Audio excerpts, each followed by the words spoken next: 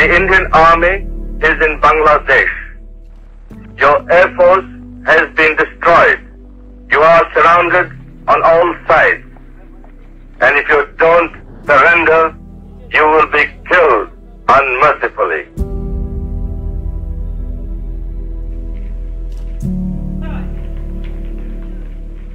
ऐसे में जनरल नियाजी की सारी उम्मीदें मगरबी पाकिस्तान में मौजूद याहिया खान और टिक्का खान से लगी हुई थी, क्योंकि यही वो दो फौजी जर्नैल थे जिन्होंने ऑपरेशन सर्चलाइट का हुक्म दिया था। 14 दिसंबर 1971 जनरल नियाजी को याहिया खान का टेलीग्राम मौसूल हुआ। जंग इस मरहले में है कि अब आपकी मजीद फौजी कार्रवाइयों से कुछ हासिल नहीं होगा। आपको इन हालात में मगरबी पाकिस्तान के रहने वालों और दूसरे वफादार लोगों की सलामती के लिए हर मुमकिन कोशिश करनी चाहिए। मैंने अक़वाम मुत्तहिदा से दरख्वास्त की है कि वो हिंदुस्तान से जंग बंदी का कहे और शरपसंदों से हमारी मुसल्लह फौज और तमाम वफादार लोगों के तहफ़्फ़ुज़ की जमानत मांगे। याहिया खान अपने टेलीग्राम में जनरल नियाजी पर यह बात वाज़े कर चुके थे कि वो मजीद जंग जारी रखने के हक में नहीं है। याद रहे कि भारत मगरबी पाकिस्तान में भी कई इलाकों पर कब्जा करने में कामयाब हो चुका था। जनरल नियाजी के कंधों पर अब सिर्फ मशरकी पाकिस्तान की नहीं बल्कि मगरबी पाकिस्तान की जिम्मेदारी भी आयद हो चुकी थी। जनरल नियाजी का एक गलत फैसला पाकिस्तान की सालमियत को खतरे में डाल सकता था। याहिया खान के टेलीग्राम मिलने के चंद ही घंटों बाद जनरल नियाजी ने सीज फायर का मुसव्वदा तैयार करवाकर अमरीकी काउंसिल के जरिए भारतीय army chief field marshal general Sam Manekshaw को भिजवा दिया। अगले रोज जब सैम मानेकशॉ का जवाब आया तो वही हुआ जिसका डर था। मानेकशॉ ने जनरल नियाजी की सीज फायर की दरखास्त रद्द कर दी और बदले में यह शर्त रख दी कि जंगबंदी सिर्फ और सिर्फ एक ही सूरत में हो सकती है कि अगर पाकिस्तानी फौज भारतीय फौज के सामने सरेंडर करे। इतना बड़ा फैसला जनरल नियाजी अकेले नहीं ले सकते थे। यही वजह थी कि उन्होंने फौरी तौर पर GHQ रावलपिंडी से राब्ता किया। 15 दिसंबर 1971 GHQ रावलपिंडी से जनरल याहिया खान का जवाब आया। मैं मशवरा देता हूं कि आप इन शराइत पर जंगबंदी कबूल कर लें, क्योंकि ये आपकी जरूरियात को पूरा करती हैं। अलबत्ता ये याद रखें कि इस समझौते की हैसियत दो मकामी कमांडरों के बाहमी बंदोबस्त की सी होगी। अगर ये समझौता उन कोशिशों से मुतसादिम हुआ जो हम बैनुल अक़वामी सतह पर कर रहे हैं तो इसको कलअदम समझा जाएगा। इस बात पर तो हतमी बयान नहीं दिया जा सकता कि जनरल नियाजी आखिरी दम तक लड़ना चाहते थे या वो भी याहिया खान के फैसले से इत्तिफाक राय रखते थे, लेकिन जैसा कि तारीख गवाही देती है कि याहिया खान के टेलीग्राम के बाद जनरल नियाजी भी सरेंडर के लिए तैयार हो चुके थे। It was better to do and die rather than do what we did, and that could only happen if the decision was made at the highest level. ये ऊपर से फैसला उनको चाहिए था करते कि हम लड़ेंगे आखिरी दम तक, और फिर उसको कोऑर्डिनेट करते, हम विड्रॉ करते। रास्ते में दरिया थे, ढाका के इर्द गिर्द बड़े ऑब्स्टिकल्स थे, उनको क्रॉस करना कोई आसान काम नहीं था। तो लेकिन उन्होंने नहीं फैसला किया। दे थॉट कि शायद पीछे नहीं पहुंच सकेंगे। जब आप इस तरह के फैसले करते हैं तो फिर उसमें आप ये नहीं सोचते कि जी बंदे बच जाएंगे तो live to fight another day. वो मेरे ख्याल में शायद इट वुड हैव ये ज़्यादा ऑनरेबल बात होती कि हमने we fought till the last round and last man.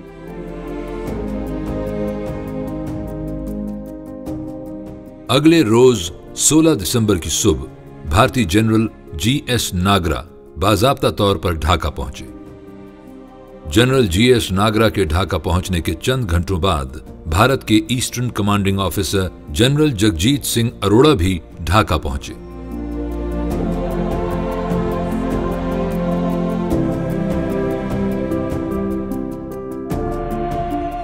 और उसी मशहूर ज़माना रमना रेस कोर्स मैदान में सरेंडर के दस्तावेजात पर दस्तखत किए गए, जहां 7 मार्च 1971 को शेख मुजीबुर रहमान ने बांग्लादेश के झंडे के नीचे हुकूमत पाकिस्तान से बगावत का ऐलान किया था।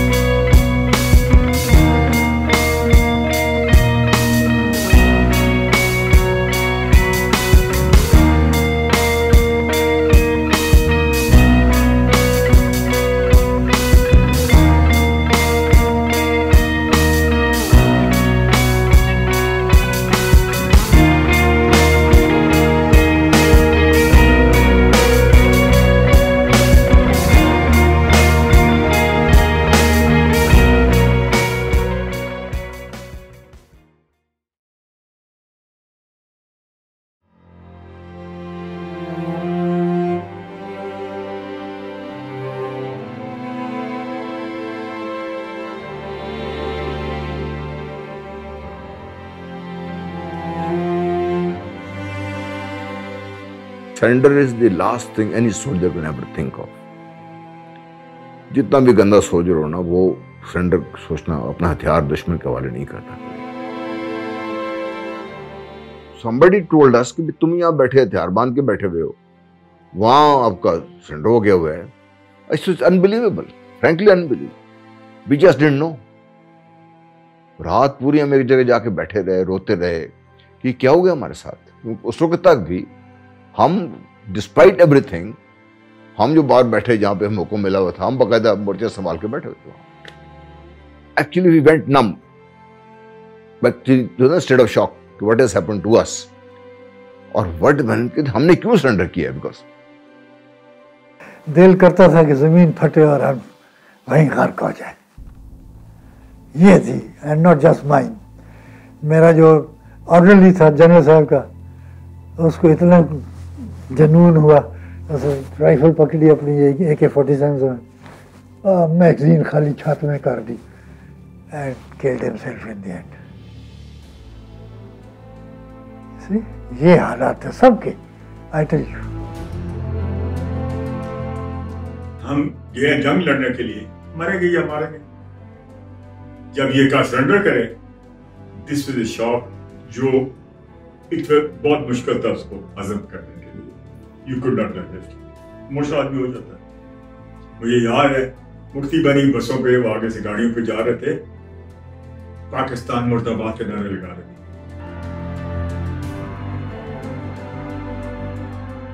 दिल तो ये चाहता था कि we should continue, we should fight, we should die or not, लेकिन हालात जो थे ना, ऐसे में कोई भी ऐसी जंग नहीं लड़ सकता था।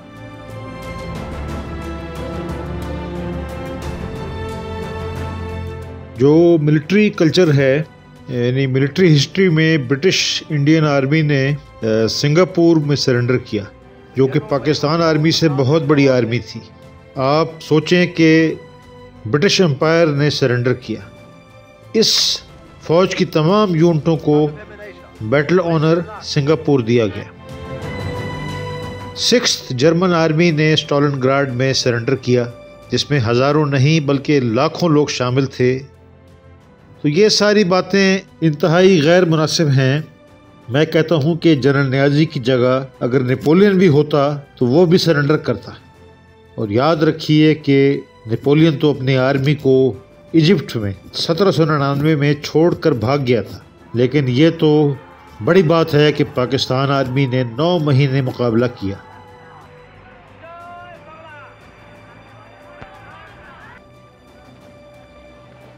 मशरकी पाकिस्तान में किए गए सरेंडर के हवाले से जनरल नियाजी अपनी किताब the betrayal of east Pakistan में लिखते हैं, हमें मगरबी पाकिस्तान और मगरबी पाकिस्तानियों को बचाने के लिए सरेंडर करना पड़ा। अगर हमें आखिर वक्त तक जंग लड़ने की इजाजत दे दी जाती तो हम सरेंडर की जिल्लत से बच सकते थे। They have got superior numbers. As you know, point of attack, time of attack, number of troops is decided by the attacker. He tries to concentrate, make local superiority at that. Surrender के महज 3 दिन बाद याहिया खान ने इक़्तिदार जुल्फ़िकार अली भुट्टो को मुंतकिल कर दिया।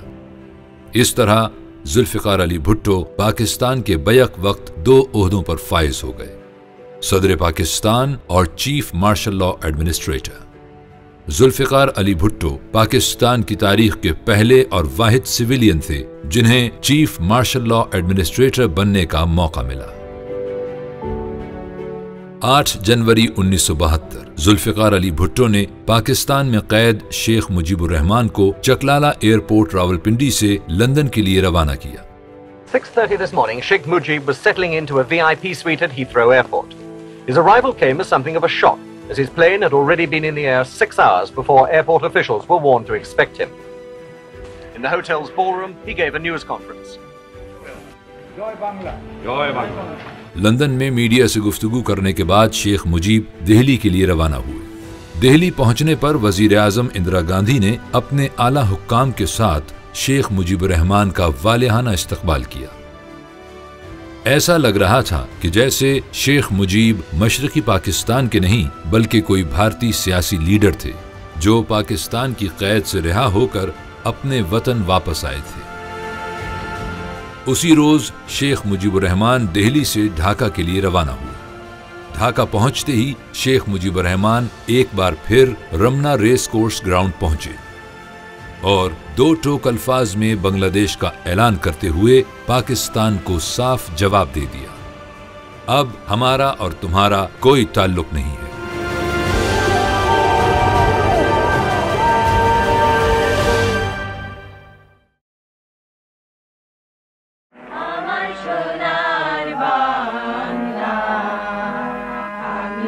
Another cabinet decision was that the national anthem should be a setting of a song by the Indian poet Rabindranath Tagore.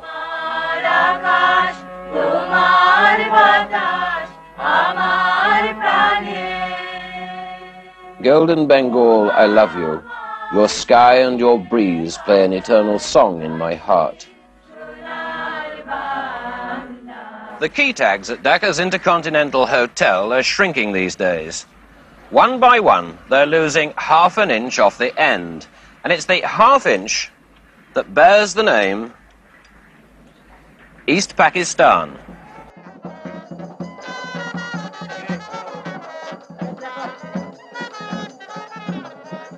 The name game is even being played in the hotel restaurants. This used to be called a Pakistani omelette. Overnight it became a Bengali omelette. Now, taking no chances at all, the menu describes it as a local omelette. Mind you, if you ask the chef, he'll tell you it's all the same. Actually, it's a Spanish omelette.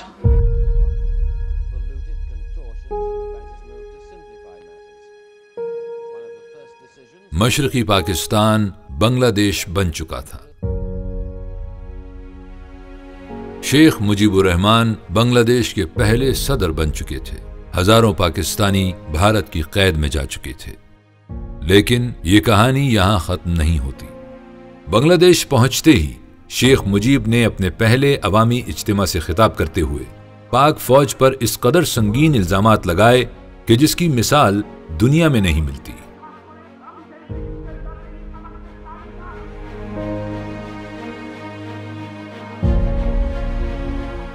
Mujibur Rahman ने इल्जाम लगाया कि पाक फौज ने operation की आड़ में 3 मिलियन मशरकी पाकिस्तानी बंगाली शहरियों का कत्लेआम किया, 2 लाख बंगाली खवातीन का रेप किया। Millions people will die. My whole road communication has been destroyed.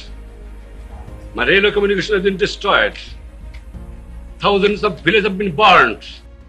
इतनी बड़ी झूठ बयानिए का हिस्सा बन गया है गुज़िश्ता 50 साल में, और बड़े अफसोस के साथ पाकिस्तान में भी इस झूठे बयानिए को तस्लीम कर लिया गया है। इसको दुरुस्त करने के लिए हमें कभी थकना नहीं चाहिए। हमें ये नहीं महसूस करना चाहिए कि अब कोई फ़ायदा है भी या नहीं। बिल्कुल फ़ायदा है। बहुत ज़रूरत है कि जो एक्चुअल हकीकत है वो समझाया जाए नौजवान नस्लों को और बिलउमूर बताया जाए। आप खुद एक एरिथमेटिक का हवाला ले लें। 262 दिन थे, 34,000 फौजी, चलें 40,000 भी ले लें, 30 लाख बंगालियों को हलाक करने के लिए हर रोज 10,000 बंगालियों को कत्ल करने की जरूरत थी। अगर आप 30 लाख की वो तादाद पर पहुंचना चाहते, 10,000, अरे भाई अगर कहीं खुदा ना खास्ता 10 लोग मर जाएं, 100 लोग मर जाएं तो एक बहुत बड़ा हंगामा खड़ा होता है। इस बारे में बांग्लादेशी तारीखदान और मुसन्निफ डॉक्टर अब्दुल मोमिन चौधरी दुनिया की तवीलुल मुद्दत जंगों का तज्जिया करते हुए अपनी किताब behind the myth of 3 million में लिखते हैं, वियतनाम में 12 साल जंग जारी रही। इन 12 साल में अमरीकी फौजियों के हाथों 1 मिलियन वियतनामी हलाक हुए, जिसकी सालाना शरह 83,333 हलाकतों की बनती है। अफगानिस्तान में 14 साल जंग जारी रही, जिसके नतीजे में 2 मिलियन अफगानी अपनी जान से हाथ धो बैठे, जिसकी सालाना शरह 1,42,857 बनती है। कंबोडिया 23 साल जंग की जद में रहा, जिसके नतीजे में 11 लाख अफराद जान से हाथ धो बैठे, जिसकी सालाना शरह 47,826 लोगों की अमवात की बनती है। इसी तरह अगर मुजीबुर रहमान के दावे को मान लिया जाए कि मशरकी पाकिस्तान में 9 माह चलने वाली गोरीला जंग में 3 मिलियन बंगाली शहरियों का कत्लेआम कर दिया गया, तो इसका मतलब तो ये हुआ कि अगर ये सिलसिला 3 महीने मजीद जारी रहता तो 40 लाख बंगाली शहरी अपनी जान गंवा बैठते। There was one law adopted in Bangladesh government that nothing can be said about Sheikh Mujibur Rahman. If anybody say anything about Sheikh Mujibur Rahman, he will be hanged. Finally, in my village, my own village, it is a very large village. Only one person, one boy was missed. He was not a student. He was just for a farmer from the farmer's family. None knows where he gone and how he was killed, where he was, who killed him. None knows it. Let me think that he was killed by Pakistan Army. बरतानवी अखबार दी guardian में the missing millions के नाम से 6 जून 1972 में अमरीकी सहाफी William Drummond की एक report शाया हुई। मैंने बांग्लादेश के मुताद्दिद दौरे किए और गांव की सतह पर लोगों और सरकारी एहलकारों से भी काफी बातचीत की। मैं इस नतीजे पर पहुंचा हूं कि 3 मिलियन अमवात एक मुबालगा आराई है जो कि इंतहाई मज़हका खेज है। 30 लाख अमवात को गैर जरूरी तौर पर आलमी प्रेस का हिस्सा बनाया गया है। Even in the partition of 1947, maximum casualties were between 500,000 to 1 million in East and West Punjab. And this was a much bigger affair, the partition of 1947. So 3 million is highly exaggerated. खुद भारत के eastern theatre के general officer commanding in chief lieutenant general Jagjit Singh Arora से जब 3 million हलाकतों के बारे में पूछा गया तो उन्होंने इस बात का साफ इनकार करते हुए कहा, एब्सोल्युटली इम्पॉसिबल। हम क्यों भूल जाते हैं कि भाई हमारा और उनका आपस में ताल्लुक क्या था उस वक्त तक, जब तक उन्होंने हम पे हथियार नहीं उठाए। 3 लाख औरतों को आप कह रहे हो रेप हुआ, तो कोई बचा किधर है? Where is the child? Korea में जापानीज ने किया, तो आज भी एविडेंस है। आज भी कोई नहीं कह सकता कि ये इस औरत से, ये जो बच्चा है ये वेस्ट पाकिस्तानी किसी फौजी का है। कौन थे वहाँ फौजी में? एक पंजाबी होता है, एक पठान, सिंधी उस वक्त थे नहीं। तो ये तो इतने डिस्टिंक्टिव फीचर के लोग हैं कि कहीं तो रिफ्लेक्शन होगी ना।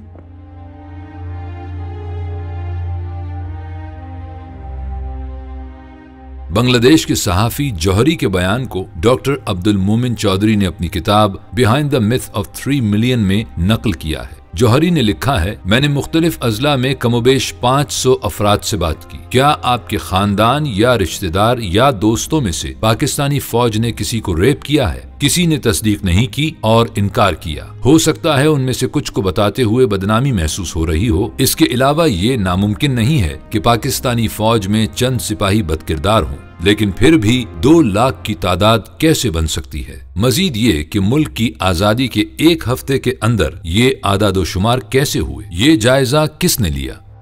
हम जहां जा रहे थे, Indians were chasing us, they were firing at us, they were attacking us, not by men but by their tanks, but by their guns, but by their air force. Air force में बॉम्बिंग नहीं करते थे लाइक अमेरिकन्स। वो जो जैसे उन्हें तोरा बोरा में मारे हैं, carpet bombing. No, they never believed in carpet bombing, they believed in napalm bombing. एक नेपॉम जो है, it burns everything in an area of 400 yards wide and 800 yards long, nothing is saved in it, कुछ नहीं बचता। नेपॉम्स की India के पास कोई कमी थी? तो वो भाई हम उनसे नेपॉम से बचें या हम औरतें ढूंढते फिरें?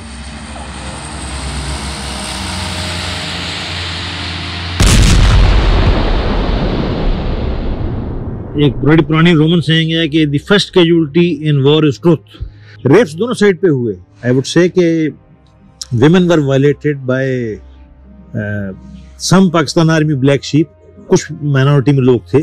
मुक्ति बहानी ने भी वायलेट किया, इंडियन आर्मी ने भी रिपोर्ट्स हैं कि वायलेट किया। मैं कहता हूं कि बंगालियों ने भी और इंडियन आर्मी ने भी बहुत कम रेप किए होंगे। मैं ये नहीं कह रहा कि उन्होंने ज्यादा किए, लेकिन generally rape was a small part of the affair, may be 1%, 2%। 2 lakh का फिगर बहुत ज्यादा है।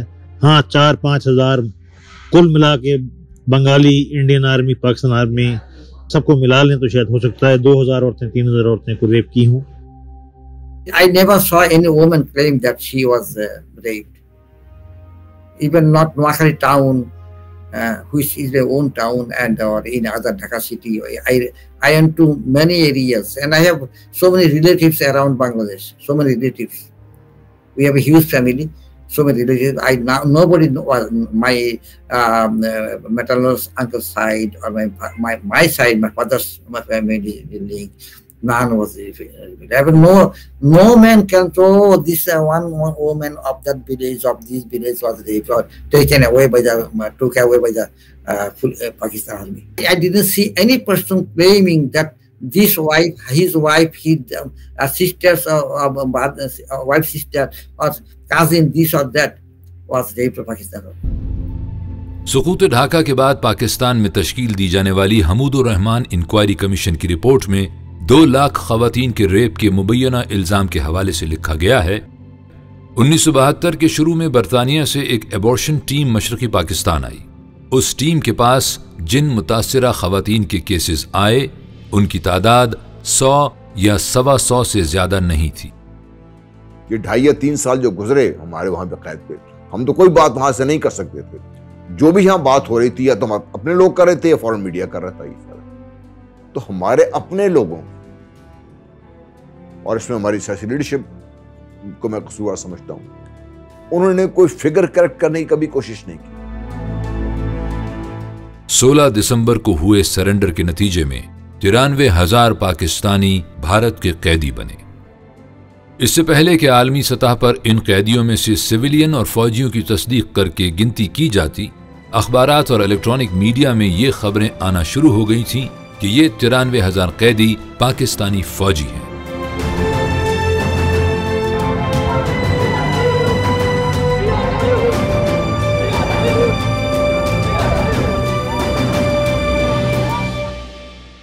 एक खातून थी जो वहाँ पे कुछ अर्सा उन्होंने हमें पढ़ाया वहाँ पे ना, while we were in the prison camp. It was not a school or anything, but she was just personal level पे वो हमें ऐसे बच्चों को कुछ अर्सा पढ़ाती रही। तो उनके जो हस्बैंड थे वो लास्ट मोमेंट पे, बिकॉज दे वर बिहारीज, तो वो लास्ट मोमेंट पे उनको वो लिस्ट्स के अंदर जो कंपाइल कर रहे थे प्रिजन ऑफ वॉर्स की वहाँ पे, before we were move to India, तो उन्होंने अपना नाम वहाँ पे किसी ऑफिसर ने उनका नाम लिखवा दिया कि ये भी फौजी है, ठीक है। तो इस तरह के भी लोग थे, ठीक है, वहाँ पे। और इस तरह के मैंने बहुत सारे वहाँ पे बंगालीज भी देखे उसमें कैंप में, मैंने बहुत सारे वहाँ पे प्रो पाकिस्तानी बंगालीज भी देखे उसमें, ठीक है, अब हमारे कैंप के अंदर। काश के वहाँ पे 93,000 लोग होते, काश मैं एक टीनेजर होता कम से कम, तो और बंदूक उठाने के काबिल होता, और उस जंग में हम भी हिस्सा लेते। पाकिस्तान को ऐसे नीचे करने के लिए कि जी हमने पाकिस्तान के 93,000 लोगों को हमने कैद कर लिया, ठीक है, 93,000 लोग कैद हुए, लेकिन 93,000 फौजी नहीं थे उसमें।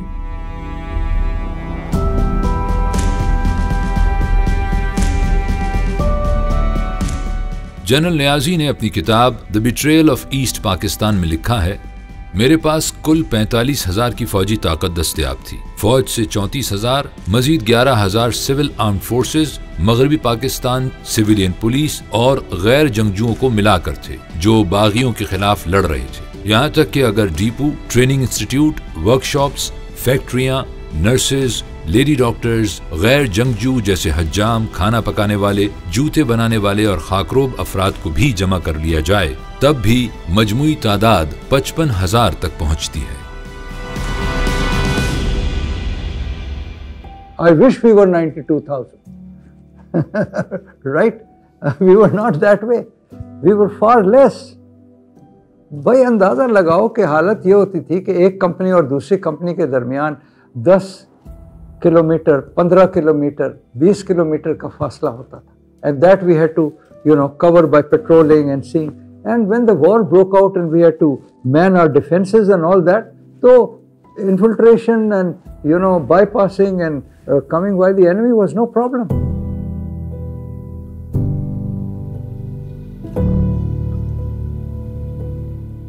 शर्मिला बोस अपनी किताब डेड रेकनिंग में लिखती हैं, हिंदुस्तान की हिरासत में 93,000 पाकिस्तानी फौजियों को जब कैदी बनाया गया, ऐसा लगता है तादाद गलत थी और मशरकी पाकिस्तान में पाकिस्तान की जंगी कुव्वत में बहुत ज्यादा इजाफा मजीद उलझन पैदा करती है। But there are people, I'm sure, in both Bangladesh and Pakistan who will have difficulty with it.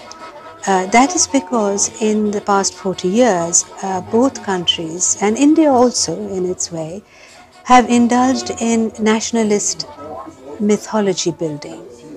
And there hasn't been enough of dispassionate, systematic research on this conflict. And so, because so many of us have grown up with these narratives, and I myself grew up with the Indo-Bangladeshi dominant narrative, I myself did not know when I started this research that I would hear a different story.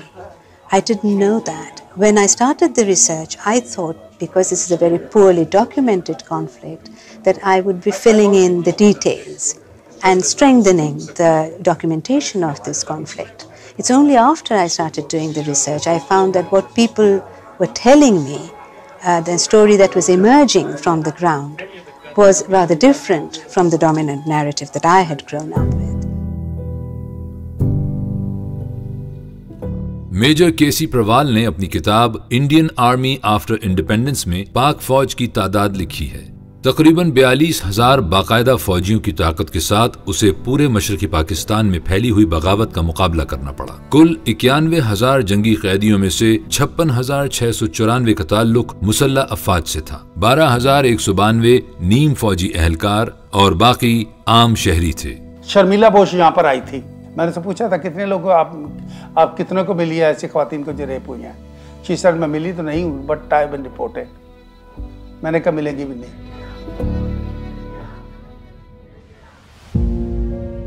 मशरकी Pakistan में पाक फौज पर लगाए गए इल्जामात की तफ्तीश के लिए पाकिस्तान के नए सदर जुल्फिकार अली भुट्टो ने 26 दिसंबर 1971 को सुकूत ढाका पर एक जुडिशल कमीशन तश्कील दिया। उस कमीशन की सरबराही पाकिस्तान के चीफ जस्टिस जनाब हमूदुर रहमान कर रहे थे। यही वजह थी कि उसे हमूदुर रहमान कमीशन का नाम दिया गया। हमूदुर रहमान कमीशन 6 अफराद पर मबनी था। Chief justice mister Hamoodur Rahman chairman थे और सीनियर जस्टिस अनवारुल हक वाइस चेयरमैन। इसके अलावा सिंध हाई कोर्ट के chief justice mister Tufail Rahman और 2 सीनियर जज साहिबान का ताल्लुक बलूचिस्तान हाई कोर्ट से था और lieutenant general retired Altaf Qadir इस कमीशन के मिलिट्री एडवाइजर थे। उस कमीशन में उन फौजी अफसरान के बयानात रिकॉर्ड किए गए जो मशरकी पाकिस्तान में की गई फौजी कार्रवाइयों में शामिल थे और जंग से पहले मगरबी पाकिस्तान वापस आ चुके थे। 12 जुलाई 1972 को रिपोर्ट मुरतब करके सदर पाकिस्तान जुल्फिकार अली भुट्टो को पेश कर दी गई। 1973 में जब पाकिस्तानी जंगी कैदियों का भारत से वतन वापसी का सिलसिला शुरू हुआ तो एक बार फिर 25 मई 1974 को हमूदुर रहमान कमीशन को फाल किया गया और वतन वापस आने वाले तमाम फौजियों और सिविल अफसरान से इंक्वायरी की गई। इंक्वायरी के बाद पाक फौज के चंद फौजियों और अफसरान का कोर्ट मार्शल भी किया गया। हमूदुर रहमान कमीशन की रिपोर्ट की फाइंडिंग्स पर कभी कोई जुडिशल केस फाइल नहीं हुआ और न ही उस कमीशन की रिपोर्ट मंजर आम पर आई। 1976 में जस्टिस हमूदुर रहमान ने सदर पाकिस्तान जुल्फिकार अली भुट्टो से कमीशन रिपोर्ट पर कार्रवाई के हवाले से इस्तफसार किया तो इंतहाई मज़हका खेज बात मंजर आम पर आई। जुल्फिकार अली भुट्टो ने जवाब दिया कि हमूदुर रहमान कमीशन की रिपोर्ट मेरे पास से खो गई है। जनरल फैज़ अली चिश्ती अपनी बुक में बिट्रेयल ऑफ अनदर काइंड में वो लिखते हैं कि इन्होंने जलवा दी थी, सारी कॉपीज़ को जलवा दिया था और एक कॉपी जो था वो हमें मिली थी जो ओरिजिनल थी। ये अल मुर्तज़ा जो है जब वहाँ रेड हुआ था तो उसके ऊपर वहाँ इनके जो बेड था उसमें से वो बरामद हुई थी। 26 साल बाद 21 अगस्त सन 2000 में भारत के मशहूर अखबार इंडिया टुडे में बिहाइंड पाकिस्तान सरेंडर के नाम से हमूदुर रहमान कमीशन की रिपोर्ट का कुछ हिस्सा लीक हुआ। मैं जब इंटीरियर मिनिस्टर था तो ये for the first time Hamoodur Rahman commission के कुछ हिस्से लीक इंडिया में समाव दे लीक कर दिए थे उन्होंने। तो परवेज मुशर्रफ साहब ने मुझसे कहा कि यू हेड दिस कमेटी जिसमें फॉरेन सेक्रेटरी होंगे और कैबिनेट सेक्रेटरी होंगे और आप ये फैसला करें, रिकमेंड करें कैबिनेट को कि इसको हम पब्लिश करें या ना करें। तो हमने 15 दिन हमको दिए गए थे, हमने बहुत दिन रात लगा के पूरा वो पढ़ा रिपोर्ट। तो उसमें 1-2 चैप्टर हमने कहा था कि इनको आप रोक लें, बाकी हमने कहा सब पब्लिश करें। उन्होंने कहा इससे तो पाकिस्तान की फ़ौज के ऊपर बड़ा मोरल डाउन हो जाएगा। हमने कहा डजंट मैटर, अगर ये फैक्ट है तो let us learn from our mistakes. उन पर पर्दा डालना मुनासिब नहीं है, हमारी तो ये रिकमेंडेशन थी। That's why the report was open. Hamoodur Rahman commission की रिपोर्ट में general Yahya Khan, general Abu Bakar Usman Mitha, general Abdul Hamid Khan, general Gul Hasan, general MM Pirzada, general Ghulam Umar और जनरल अमीर अब्दुल्ला खान नियाजी समेत 15 सीनियर फौजी अफसरों के कोर्ट मार्शल की सिफारिश की गई थी। उस कमीशन की रिपोर्ट की फाइंडिंग्स पर क्यों कोई मुकदमा नहीं बनाया गया? हमूदुर रहमान कमीशन की पहली रिपोर्ट में ऐसा क्या लिखा था कि वो जुल्फिकार अली भुट्टो के पास से रातों रात गायब हो गई? ये वो सवालात हैं कि जिनके जवाबात शायद अब कभी न मिल सकें। हमूदुर रहमान कमीशन के बारे में जनरल नियाजी अपनी किताब the betrayal of east Pakistan में लिखते हैं, हम तो कमीशन के क़याम की खबर सुनकर POW कैंप्स में बहुत खुश हुए थे, लेकिन फिर पता चला कि हमूदुर रहमान कमीशन की रिपोर्ट महज एक ओछा मजाक है। मशरकी पाकिस्तान के military governor general Tikka Khan और chief of general staff general Gul Hasan भी सुकूते ढाका के कसूरवारों में शामिल थे, लेकिन कमीशन के दायरे को महदूद करके उन्हें क्लीन चिट दे दी गई।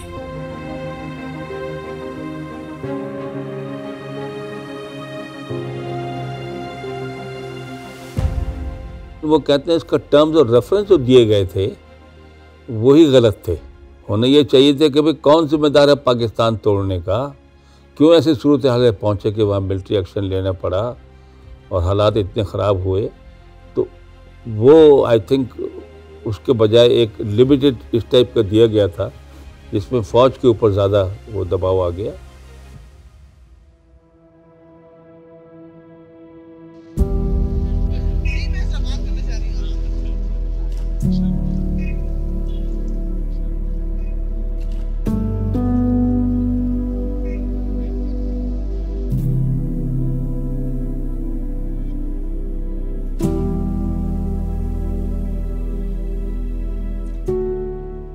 Having faith in the sense of moral justice and conscious of the nations of the world, but our prayers remain unanswered, our grief deepens every day, and the voice of the world conscious has been silenced by political expedients.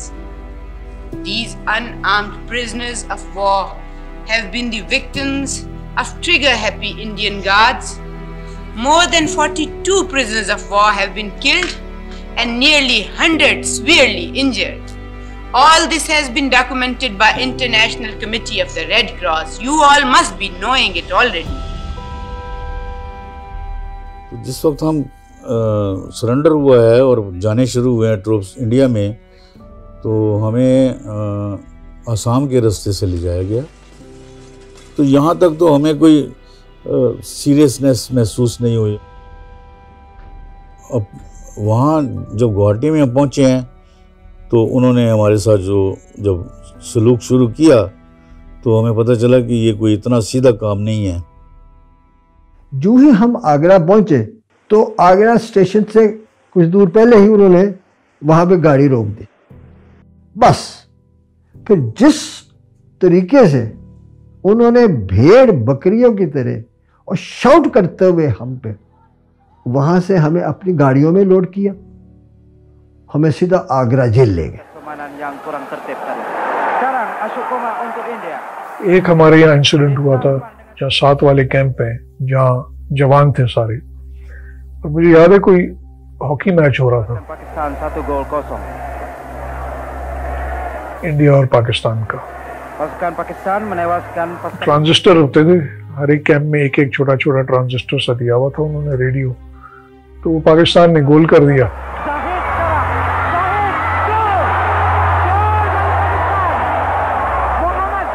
जो पाकिस्तानी जवान थे उन्होंने नारा लगाने शुरू कर दिया, अल्लाह अकबर, ये वो सब कुछ। जो कैंप के गार्ड्स थे उन्होंने समझा कि शायद ये एस्केप करने की कोशिश कर रहे हैं और उन्होंने फायरिंग शुरू कर दी, जिसमें 16 लोग मारे गए और काफी सारे जख्मी हुए थे। उसके बाद फिर ये रेड क्रॉस वाले आए, उन्होंने पूरा मसला इन्वेस्टिगेट किया। बस उन्होंने यही कहानी बस बेसिकली बता दी कि जी हम तो समझे कि ये एस्केप करने की कोशिश कर रहे हैं, भागने की कोशिश कर रहे हैं, अल्लाह अकबर के नारे लग रहे हैं, तो हम तो यही समझे थे। तो बस वो राइट ऑफ हो गया, कुछ नहीं हुआ उसके बारे में।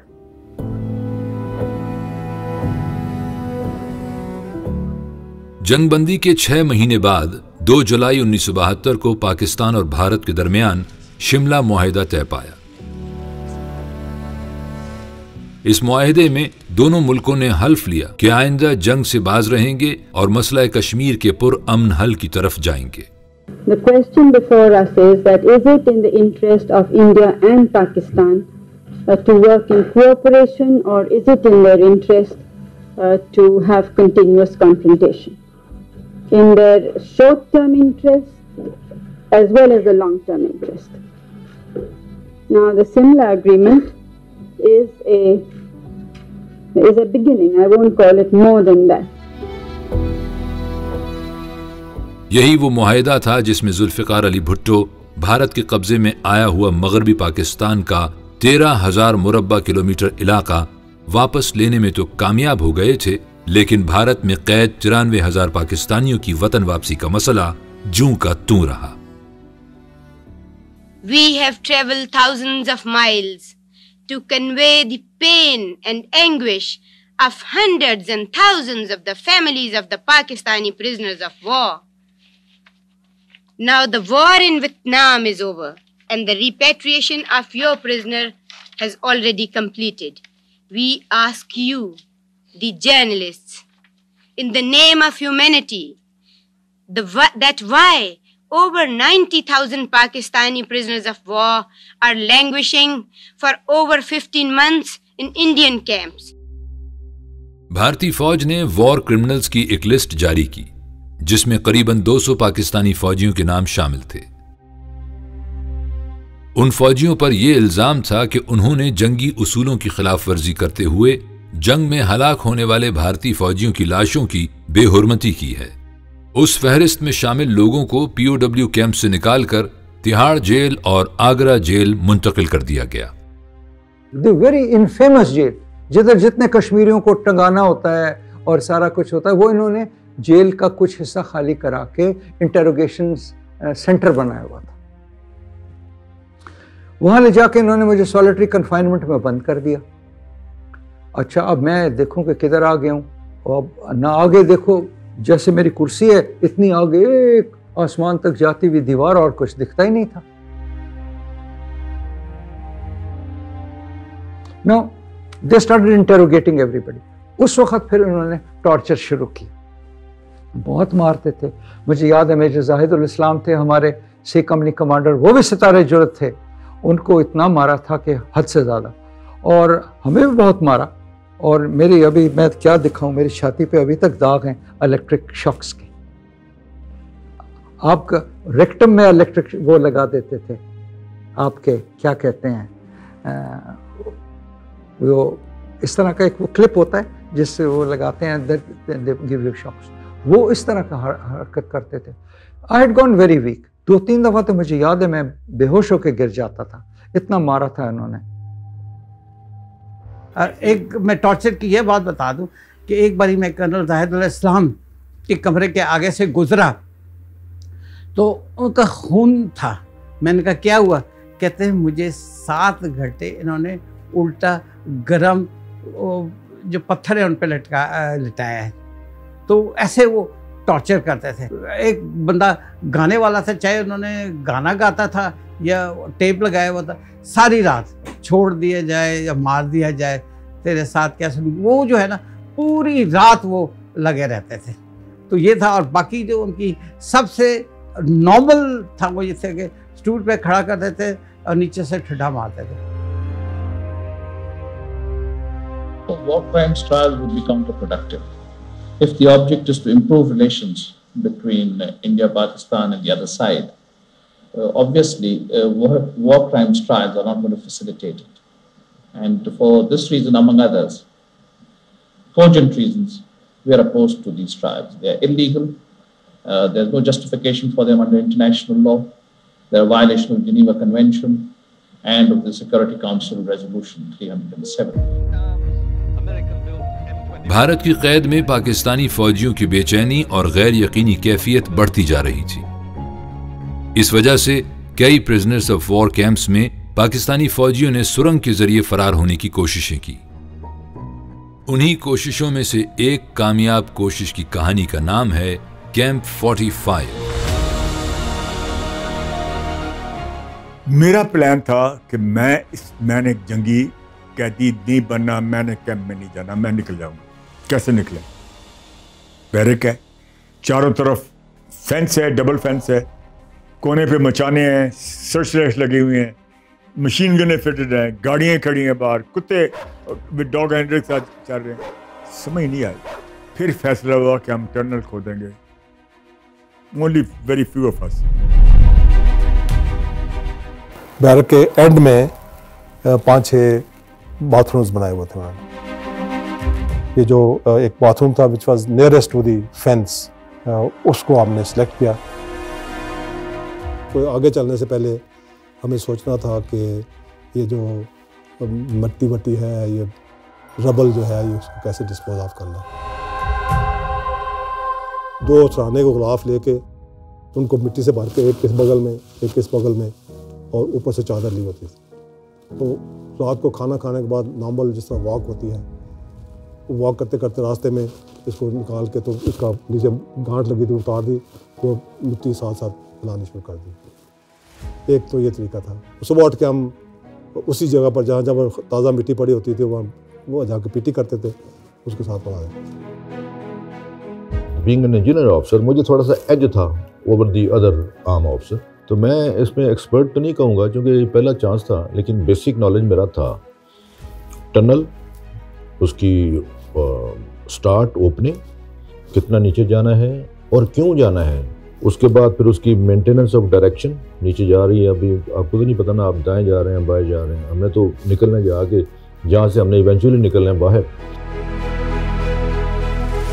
ये भी मैंने उसी वक्त बता दिया था कि एक कुछ देर के बाद ये होगा कि आपको ऑक्सीजन का मसला होगा। रिजवान कहता है कि सर ऑक्सीजन नहीं है, हमें बिना में नहीं कि भाई आप 5-7 गज अंदर जाएंगे ऑक्सीजन कमी होगी। अब इमेजिन 2 फुट की ये टनल है और उसमें हम ऐसे ऐसे करना शुरू किया। अभी मुझे ये काम करते हुए कुछ 6, 7, 8 दिन हो चुके थे। I got sick of it. मैंने डिसाइड किया आज अगर बन गया होल कुछ हुआ हो गया, otherwise I will give it up. तो मैं तंग आ गया, तो फिर मैंने ऐसे रॉड ना ऐसे ऐसे मारता था उसको, पागल हो गया था बिल्कुल, ऐसे ऐसे मारता था नीचे तक, रॉड ऊपर जाए तो छुरी लगे आगे तो कुछ हो आगे पीछे खैर करके, तो मैं that was last. I decided to ख़त्म, इसके बाद मैंने कुछ नहीं करना। तो मैं ऐसे करके लेट गया, मुझे ऐसे अच्छा लगा, फ्रेशनेस ही महसूस हुई है टनल के अंदर मुझे फ्रेशनेस ही महसूस हुई। मैं क्रॉल करके ना तो वो जो सुराख था ना उसके नीचे देखा तो ऊपर से मुझे इतने सब सुराख नजर आया, रोशनी नजर आई। तो दिस वाज द सक्सेस। अभी हमें पता लग गया कि now we can go to any limit. Eventually कितना था वो, I think about minimum 500 feet. 500 feet? Yes, 500 feet. मेरे दोस्त है, अल्लाह उसको जन्नत दे, फौत हो गया, कहना Khizar. He was a senior most after me. Khizar को मैंने कहा देखें ये प्रोग्राम है मेरा, कल 17 तारीख है, 17 को जाएंगे। मैं कि ये 17 क्यों है? That was the day Iftar Jafar died defending this his motherland on the Lahore front. वही दिन मैंने चुना 17 सितंबर कि मेरा दोस्त शहीद हुआ है 17 सितंबर को। मैं इसी दिन ट्राई करूंगा, इधर आई मेक इट और आई विल डाई ट्राइंग। हमने फिर वर्दी पहनी, वी थ्रेड पकड़े गए तो we should die in uniform rather than in civil cloth. नीचे हमने सिविल कपड़े पहने, ऊपर वर्दी पहनी, बूट शूट पहने, साथ स्लीपर साथ ले लिए। लेके हम we went to the another place followed by me, we went to the tunnel followed by नूर। मैं एक दिन पहले गया, साग बनाया, वो जो सांस उधर का था, सर निकाल के बाद जब सांस लिया, एक आज़ादी की फिजा में क्या फ़र्क है कैद की फिजा में क्या। केम बैक, उसको कवर किया, वापस आ गए। नेक्स्ट डे मगरब की अजानें हो रही थी, and when we coming out of the tunnel, उसको ईशा की अजान हो रही थी।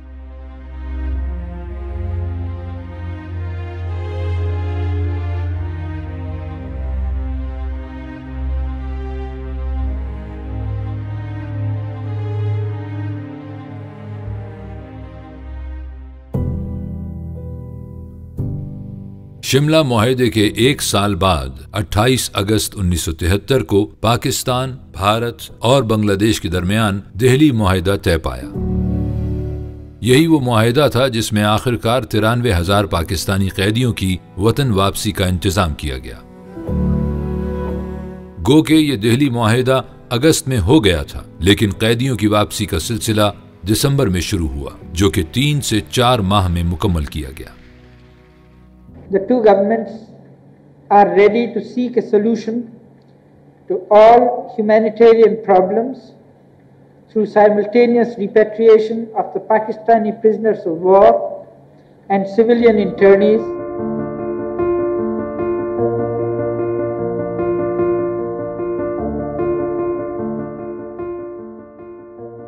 कैदियों को बजरिया ट्रेन, 0 पॉइंट, वाघा बॉर्डर और लाइन ऑफ कंट्रोल के रास्तों से पाकिस्तान भेज दिया गया।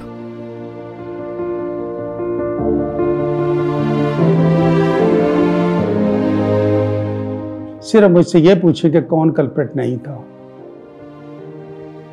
दूध पीते बच्चे,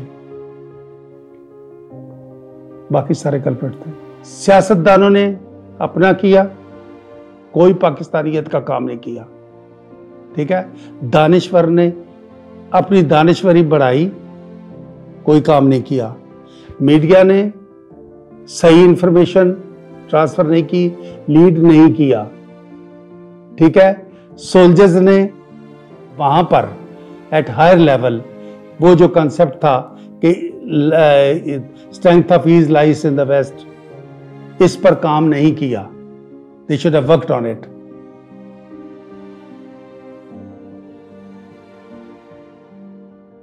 आपको 9 महीने मिलते हैं, आप कोई डिप्लोमेटिक मूव नहीं करते हैं।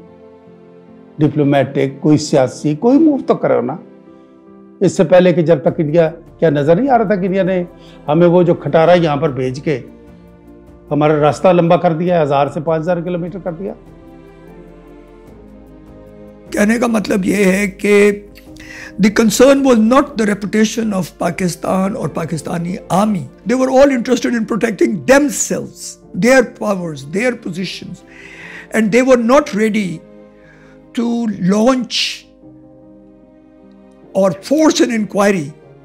Because अगर वो force करें inquiry के, तो जो external forces होती हैं, चाहे वो Indian हो, चाहे वो ज़रूर जमा हो जाएंगी उनके खिलाफ। आप अगर किसी को एक्सपोज करने लगे तो वो जरूर आपकी पोजीशन को अंडरमाइन करेगा पॉलिटिकली।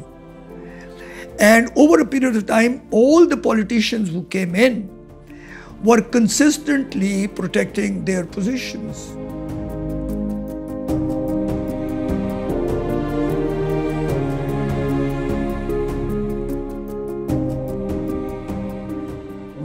हसन, ये सारा ड्रामा जो है ना, ये पॉलिटिकल ड्रामा है जो मिस्टर भुट्टो और मुजीबुर रहमान ने रचाया।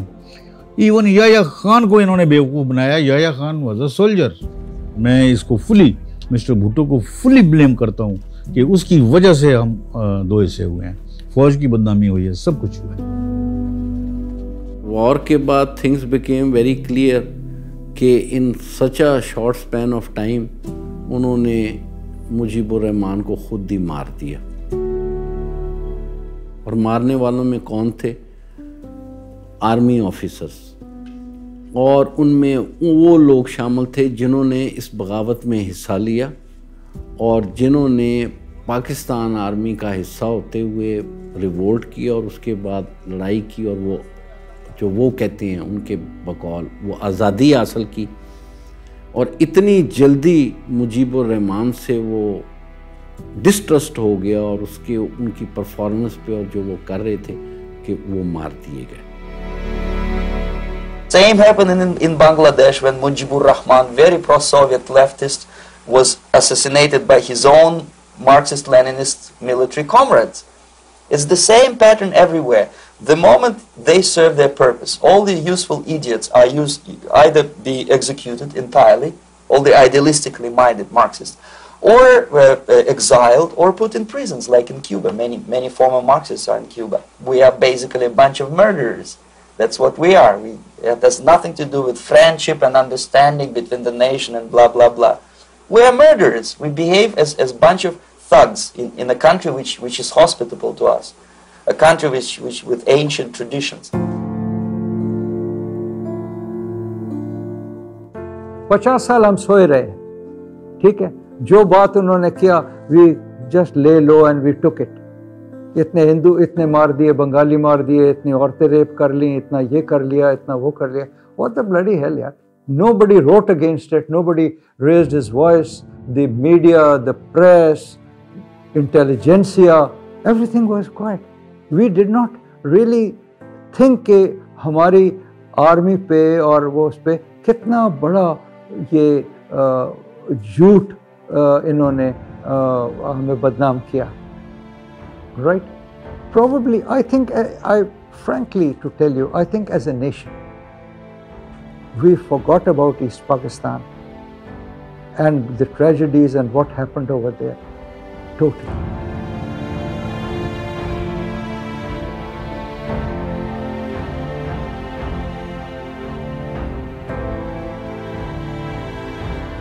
वर्ल्ड वॉर 1 और वर्ल्ड वॉर 2 में क्या था? फ्रांस और जर्मनी, ठीक है, एक दूसरे के I don't know 6 million people died और 12 million people died.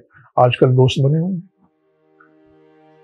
England and Germany आजकल EU के पार्टनर्स बने हुए. They are doing business, they are doing trade. तो ये ऐसी बात नहीं है कि जी वो जो हुआ था 50 साल पहले अब वही जो फीलिंग्स हैं वही रहनी चाहिए. दुनिया बदल गई है. World has changed. At heart, we are the same people. This country came into existence. We in this world, on this map together. अभी अलग हो गए हैं, तो जो भी हुआ, अगर आप उसको पकड़ के उसको याद करते रहेंगे, कुरेदते रहेंगे, तो कभी दिल साफ नहीं होंगे. आप हिस्ट्री बॉक्स में लिख देंगे. आने वाली नस्लें, जनरेशन्स, वो भी इसी तरीके से सोचेंगी. तो उनके लिए मैसेज ये है कि forget and forgive. We have forgotten and we have forgiven them. मेरा पैगाम ये होगा कि बांग्लादेश के नौजवानों के लिए कि पाकिस्तानी अवाम चाहती है कि ये एक रिश्ता दोबारा उजागर हो, बेहतर हो. दोस्ती की जो एक माजी में हमेशा बड़ी सुहानी यादें हैं, उसे हम दोबारा जवान करें और हकीकत को समझने की भी कोशिश करें. एक दूसरे के बारे में तालीम के ज़रिए, पढ़ने के ज़रिए, सुनने के ज़रिए एक दूसरे की सखाफत को एप्रिसिएट करने की भी ज़रूरत है.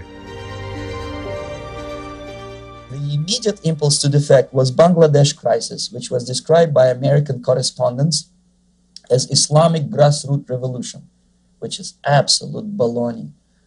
There was nothing to do with Islam and there was no grassroots revolution. Actually, there are no grassroots revolutions, period.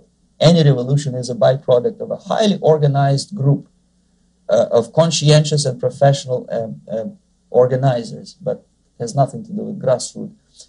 In Bangladesh, it was nothing with grassroots. Most of the Awami League party members, Awami League means People's Party, were trained in Moscow in the High Party School. Most of the Mukti Fauj leaders, Mukti Fauj in Bengali means People's Army, same as SWAPO and all kind of liberation armies all over the world, the same bunch of useful idiots. They were trained at Lumumba University and various centers of the KGB in Simferopol, in Crimea, and in Tashkent. So when I saw that Indian territory is being used as a jumping board to destroy East Pakistan, I saw myself, thousands of so-called students traveling through India to East Pakistan, through the territory of India, and Indian government pretended not to see what's going on. They knew perfectly well, the Indian police knew it, the intelligence department of the Indian government knew it, the KGB of course knew it, and the CIA knew it.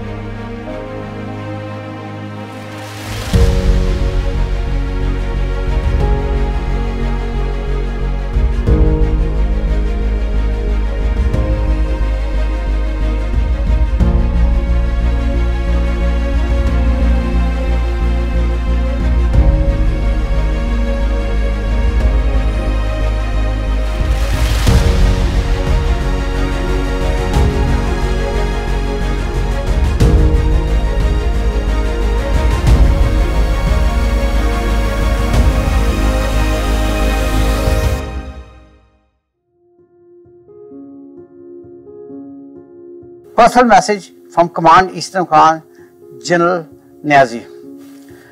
1. You have fought heroically against overwhelming odds. I am proud of you. You have now reached a stage where further resistance is no longer humanly possible, nor would it serve any useful purpose.